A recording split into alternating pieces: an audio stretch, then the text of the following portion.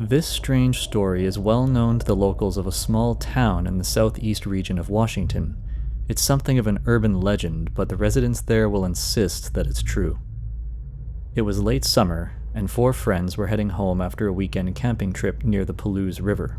Stephen was driving, Quinn in the passenger seat, and Katie and Tom sat in the back as they cruised home along a quiet highway late one Sunday evening. The time was just after 11 p.m. when they passed a familiar roadside rest stop. A small 24-hour diner and gas station glowed like a beacon in the middle of dark surrounding farmland. From there, home was almost exactly 1 hour away. Katie texted her parents, "Just passing the rest stop now, see you a little after midnight." 10 minutes later down the highway, something felt very wrong. It wasn't just dark outside, it was pitch black. Not a single pair of headlights in either direction, no glow of a distant town on the horizon, no moon or stars. Just about 30 feet of roadway, illuminated by their headlights, and then solid black. Even the grass along the side of the road was barely visible. It was as if the darkness swallowed any light beyond the shoulder. They continued driving like this for a short while, feeling completely isolated and alone in a space that felt like nowhere.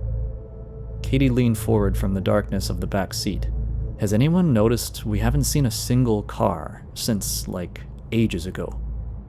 No one immediately answered her, but it was clear to everyone that they'd felt a similar uneasiness. "Something's off," Katie continued. "I don't feel right." Stephen began to say something, but then froze, as if suddenly snapping back to reality from a trance. His shoulders were hunched forward and tense, his knuckles were white, gripped tightly on the steering wheel. "Oh, what the hell," he shouted, noticing the speedometer above 120 miles per hour, more than 40 over the speed limit. He immediately eased up on the pedal to allow the car to coast back down to a safe speed, and said, "Sorry guys, I didn't realize I was going that fast." He took a deep breath and shook his hands. Stephen realized that he didn't feel right either. They all agreed maybe they were all just tired from the trip and the long drive.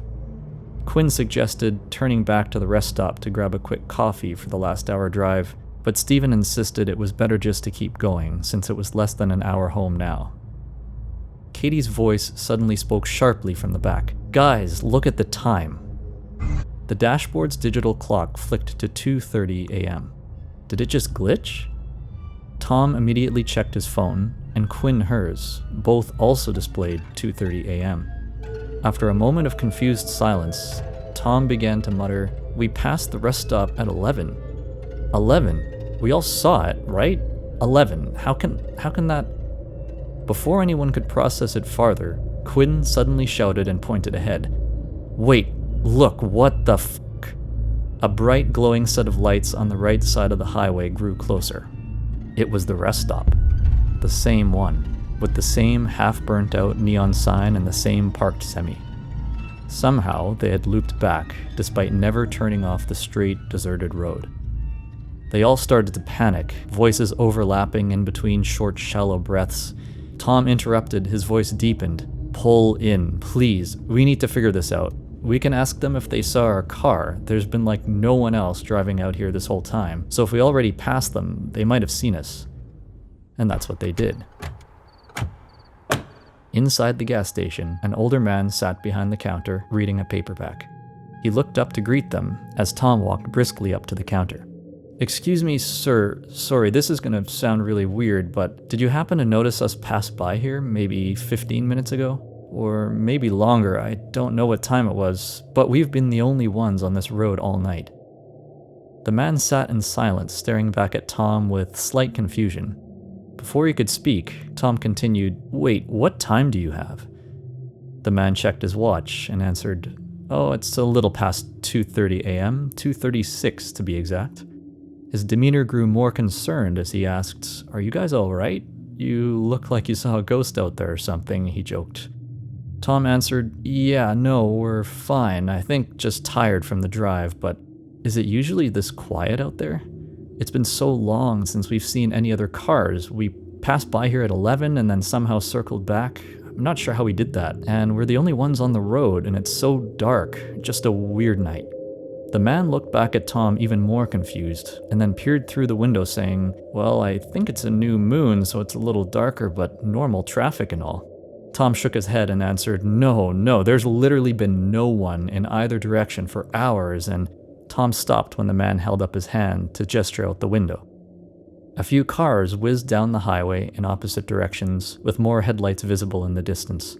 It's been normal traffic like that all night, the man said.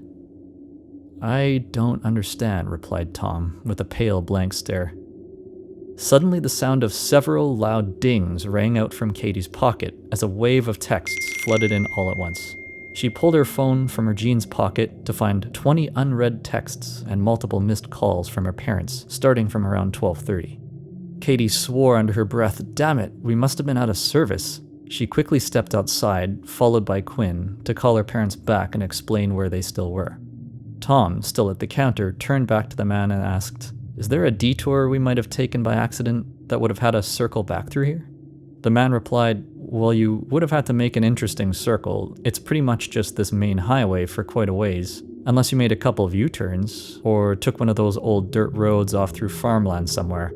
But I'm sure you would have noticed if you went through a cornfield."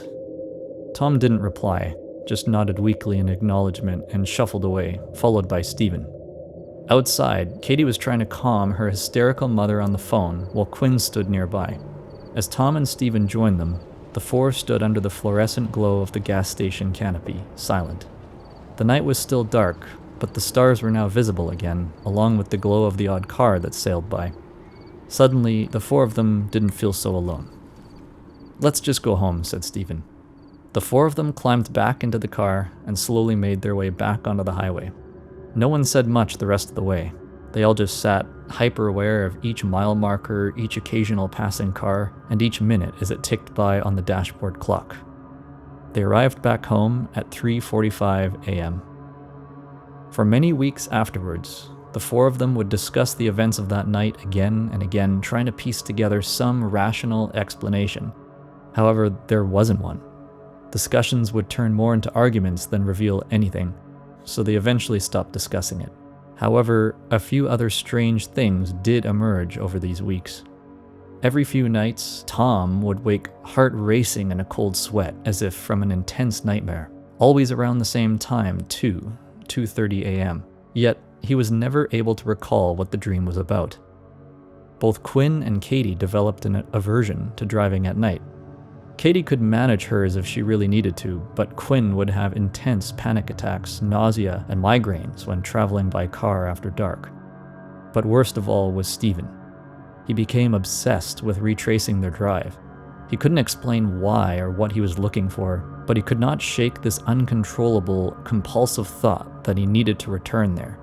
After a month, he had driven every main highway, back road, and dirt path within 100 miles of the rest stop, multiple times day and night. He also developed severe insomnia. The only way he could get more than a few minutes of sleep was reclined in the driver's seat of his car. He slept okay parked in his garage, but he would sleep like a baby if parked out on one of those rural roads. So that's where he spends most nights now. Somewhere out there, windows cracked, with the cicadas humming in surrounding fields.